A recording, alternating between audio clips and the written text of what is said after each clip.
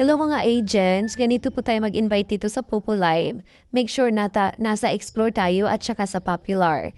Tapos, i-click lang natin yung mga nag-solo live kahit saan dito. For example, dito kay ano. Tapos sa bandang itaas, merong audience na 209. I-click lang natin yan. Since dyan tayo mamimili ng i-invite natin. So, i-scroll lang natin siya pababa. Hanapin natin yung mga level 1. So, ayan, nakahanap na tayo ng level 1, si Ejimar. So, una sa lahat, i-check natin yung flagship kung sa Philippines ba o hindi. Tsaka i-click natin yung inbox sa iba pa. Pagka-click natin mapupunta dito, then okay lang yan na not identity verified. Tapos make sure also na naka-online siya, color green po yung bilog.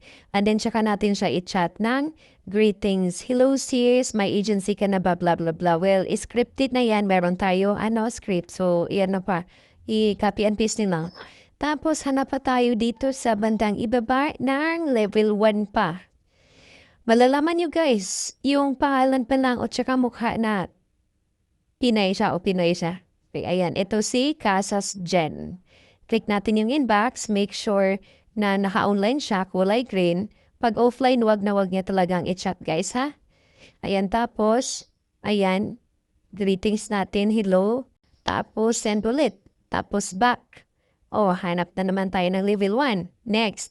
Ayan, si Mayrin. Oh, online na naman siya. So, i-chat na naman natin siya ng greetings. Hello, may agency ka na ba? Pwede kitang tulungan, blah, blah, blah. Tapos, back ulit.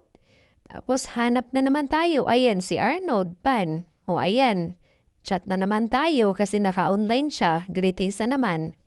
O, ganyan lang tayo mag-invite, guys. Pag hindi siya online, wag na wag nating i-chat kasi masasayang yung invite natin araw-araw. So, sa isang solo live lang, guys, scroll nyo, sobrang dami nyo nang ma-invite. Okay?